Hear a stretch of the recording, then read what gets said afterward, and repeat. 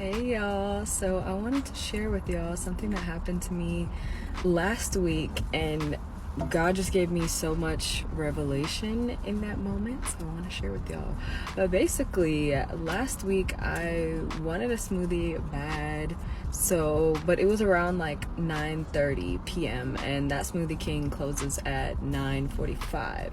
So by the time I got there, it wasn't closing time yet, but just a couple minutes before. But I see the workers inside. So I get out the car, and right as I'm about to walk towards the door, I see that there's a lock, like there's a padlock on the door.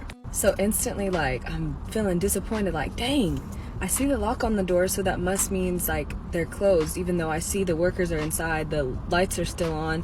It still appears as though it's operating, but there's a lock on the door. So instantly I took what I seen in that moment as the lock, as in meaning, okay, then the door, they must be closed. So I get in the car, I'm over here like, dang, like, I really wanted that smoothie. I guess I'll have to like go to Kroger, get the ingredients and make it myself.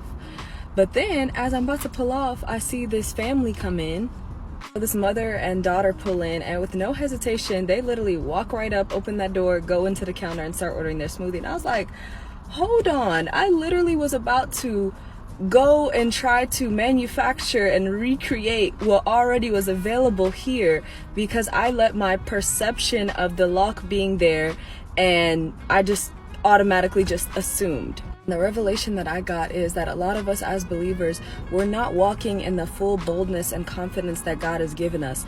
That similar to that lady, whenever we look and see that it appears that there's a lock on the situation, instead of seeing the lock, instead of seeing the perceived limitation or the perceived closed door, we have to see that our God is a locksmith, that our God is a master locksmith. We have let our eyes limit us when we're called to walk by faith and not by sight. In that moment, I let my sight dictate whether I was going to go in and get the smoothie that I wanted. And God is like, I want y'all to start walking by faith and not by what you see, because I can do so much greater. You don't even know. You have not perceived it. Two perfect examples of the attitude that we should imitate are of Joshua and Caleb in the Bible. They were the only 2 of the 12 that were sent to go into the land that was promised to them. And when they seen the giant, and everybody was like, look how big the giants are, we're like grasshoppers, they were more so focused on how big their God was instead of how big that giant was.